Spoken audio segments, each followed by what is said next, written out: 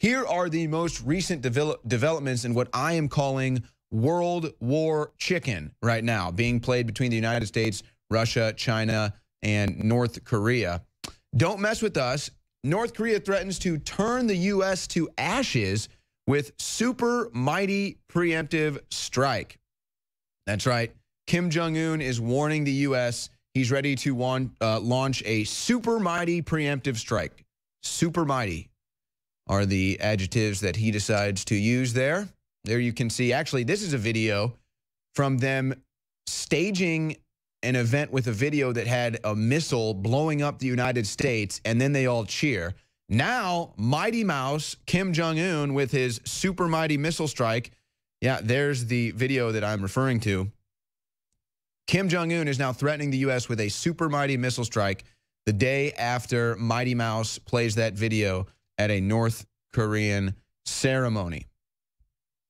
Now, Trump is saying that China is on his side with this issue. Trump praises Chinese efforts on North Korea menace, and this is, of course, on the eve of North Korea warning of the strike. So there's been some developments between the United States, Donald Trump, and China, and the president of China.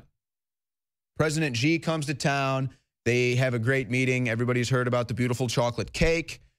Trump he takes a pivot on the currency rigging rhetoric, but now seems to be getting his way as far as China and their handling of North Korea. Was that perhaps brinkmanship the entire time? But it does look like China is not going to back down from North Korea. We'll get into that more in a second. But now, the latest news is that North Korea is also advancing their submarine missile program. North Korea is making rapid progress on developing submarine-launched ballistic missiles and missile firing range submarines. So this is according to the United Nations. So perhaps there's a worry there about North Korea's advancing technology, and the United States and China want to get out ahead of it. There was that odd flight path by a naval air vessel out on the coast of California. They never really let us know what that was about. Could they have found a strange submarine in the area? Could it just have been tests? I don't know. We know war games are going on. But according to the UN, North Korea is advancing their submarine missile program, stealth warfare. Could this be why the United States sends nuclear sniffer plane to Korea? Apparently, the United Air Force has now dispatched a nuclear sniffer aircraft to the Korean Peninsula amid the possibility of North Korea's imminent nuclear test. Well, they've been testing nukes allegedly successfully. Of course, allegedly one blew up as well. And they claim they're going to do this weekly. The United States has said stop. Apparently, they're advancing now their submarine program. So the United States is now sending a nuclear sniffer plane over there, I guess, to monitor whatever activity Kim Jong-un is actually up to. Now, here's a story from The Guardian, and this is where you question whether this is actually going to come to America, come to your backyard, or not. North Korea nuclear threat. Should California be panicking? As rhetoric between North Korea and the United States ratchets up, should major cities on West Coast be worried about a missile strike? Experts say the answer is tricky. Well, I know I wouldn't want to live in California, and that's not been because of the threat of a North Korea missile, but perhaps that might add to the reasons not to want to live there anymore. Maxine Waters, Nancy Pelosi, the worst taxes, earthquakes, etc., Hollywood. But for real, people in California, for the most part, probably aren't too concerned about this. They haven't been too concerned about Fukushima that has been leaking nuclear waste in their direction for, wow, it's been a long time now, over 5 years. So will they be concerned about North Korea's nuclear testing? Now, the interesting thing about this to me is, so these are all these war games going on. Is this real? Is this a real threat? I mean, are we really staring in the face of World War III right now? And all of these, I'm not sure if that's the North Korean military. I think that's actually the Chinese military that we have on the screen right now. But, you know, they want to do all of these drills where they have thousands of people marching in the street with the North Korean leader there saluting and waving to everybody. They have these big missiles that they truck out through the street that are probably fake. They're not even real. Is that how out of touch with reality Kim Jong-un and these people really are? I feel bad for the oppressed people of the North Korean regime, but is that how out of touch with reality that they are? They have cardboard signs. They have all of these elaborate displays that are 50 years past. Nobody has crazy displays like that every year, except, as far as I'm concerned, North Korea and perhaps China as well. However, I don't think China is bluffing. I don't think China marches fake weaponry out during these marches. Maybe they do, maybe they don't. But should California start panicking? Is this a real issue for California? They don't care about Fukushima. Would they care about World War III? I'm not too sure about that. These are the same people that elect Nancy Pelosi and Maxine Waters over and over again. But here you go again with China looking like they're cooperating with the United States. United States official with eye on North Korea, China puts bombers on high alert. So it's not just the United States that is considering aircraft in the area or that has aircraft in the area. China is also putting their bombers on high alert. These are serious war games going on. So what have we covered? United States war games, North Korean war games, Chinese war games. It just goes on and on and on. And the question that remains is, who is China going to side with? They've been very tolerant of the North Korean regime, the North Korean communist dictatorship for a long time. The United States has said, we're not going to be tolerant anymore, and they want to work with China to do something about it. Now, China already rejected a coal shipment from North Korea. This was right on the heels of President Xi and President Trump meeting. Now Beijing may cut oil to North Korea. This according to a Chinese export. So China turns the screw on North Korea to prevent another nuclear test. So China now not doing coal deals. Are they not going to be doing oil deals as well? Is this another sign, along with the aircraft that are on high alert, the coal, and now the oil? Are these all signs that Trump's brinksmanship with Chinese President Xi has worked to his favor, and that now he can get them to work with him on North Korea? Yes, this is a story from Forbes. Is China really abandoning North Korea? Many people say it's China that has been the, how would you say it, country that has allowed North Korea to get to the point where it's at. China is right there. China is the superpower of that region.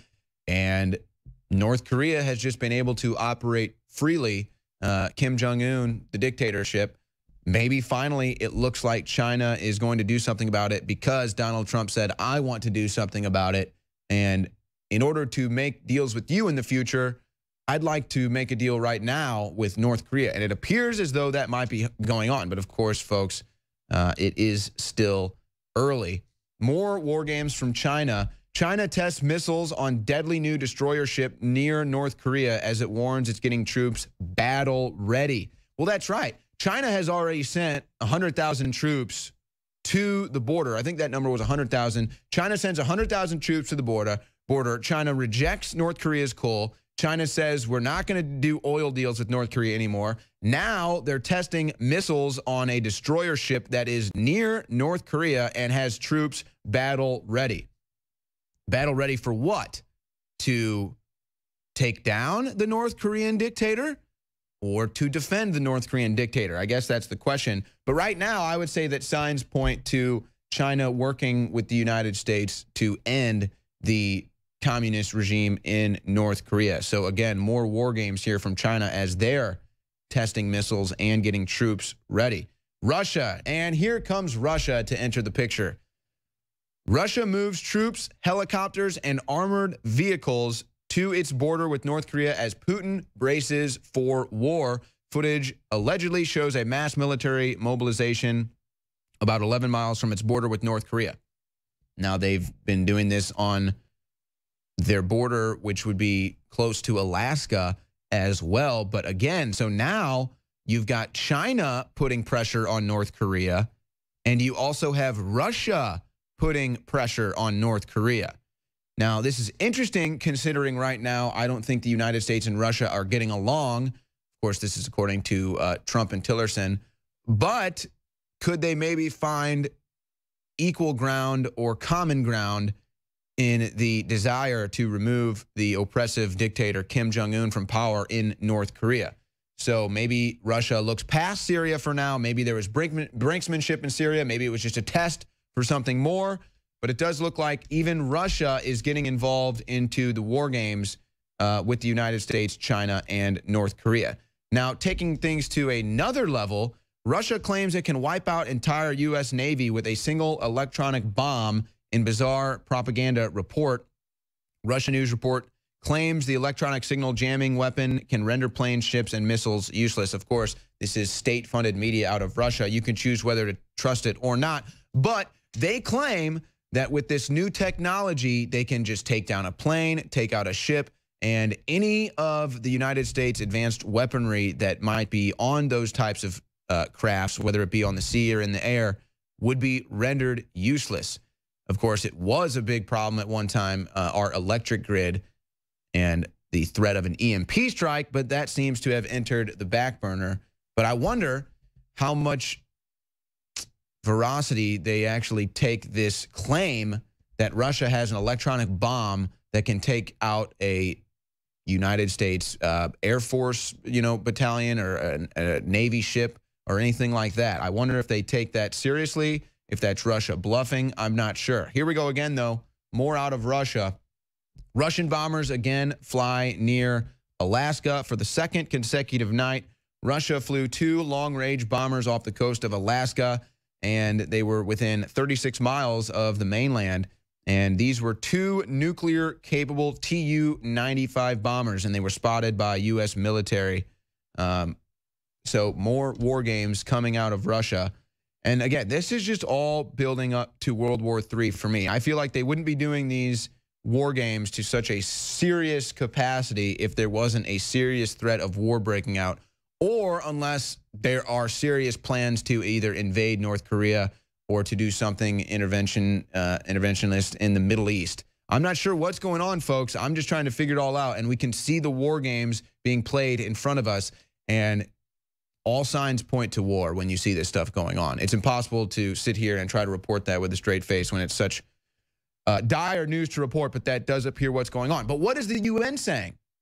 The UN is saying it would be accidental, risk of accidental nuclear war growing, according to the UN. And they're trying to make this claim that basically because of all these nuclear arsenals, because of the threat of nuclear war, because everybody is sitting on their heels worried about it right now, that is what could lead to nuclear war, either a missed report via some cyber hack, or this, that, or the other thing, somebody being confused about maybe this was launched, maybe it wasn't, and then nuclear war gets launched accidentally, according to the UN. Apparently, everybody is so scared right now. That's why I'm calling it war chicken. It's war chicken that's going on right now. But of course, Bill Gates, he's ready, folks. Bill Gates says terrorists could wipe out 30 million people by weaponizing a disease such as smallpox. Hold that picture right there. Yeah. Let me just ask, what kind of a terrorist, in fact, let's not even use the word terrorist, what human being, what individual would have the capacity to actually make or weaponize a disease?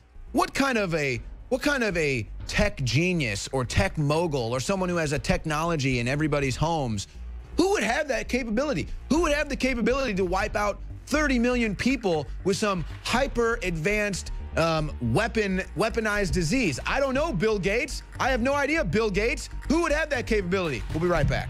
Welcome, everybody. This is Wardo Rants. There's no way of verifying this at this point, but this is about painting U.S. planes in Russian colors. I would say that it's something that people better keep a good eye out for, because dirty tricks will continue, and anything to get this war going. That's what the bankers are set to do. The stories on the internet recently about American opposing force aircraft, these were Marine F-18s being painted in Russian colors, and the potential of them being used for false flag attacks in Syria. ZT looked at that story a while ago. Ian Greenhalgh one of our military editors examined it. We weren't able to run the story. We couldn't find any verification that the F-18s had been used in the Middle East. On the other hand, we do have reason to believe that others have done the same thing. We believe that either Israeli F-15s or other planes being flown out of Turkey have attacked Syria and have done this in false flag attacks. We believe the likelihood of that is extremely high. The Russians on 2 or more occasions have brought up that bombing attacks the U.S. has referred to as war crimes. Russia was very clear about not having planes in the area. Sometimes these things may be artillery, sometimes they're bombing, but the other thing we have to look at is the story itself and some of the people who carried it. Whenever there's a story like this and a photo like this comes out, it can be an accident, sometimes it's not. But what I think we need to accept that putting a little paint on an airplane is pretty easy, and that the Russians just recently moved new air defenses in and increased their radar coverage. And this kind of attack is quite likely one of the reasons the Russians have done that. We know that Israel has a history of false flags. They've been caught already attacking Syria. So the thing that you should be looking out for is where they're coming in from Turkey and whatnot. People keep an eye out for any of this information. So you guys follow me on Facebook, Wardo Rants, also WardoRants.com, and also on Twitter. Anyway, Wardo out.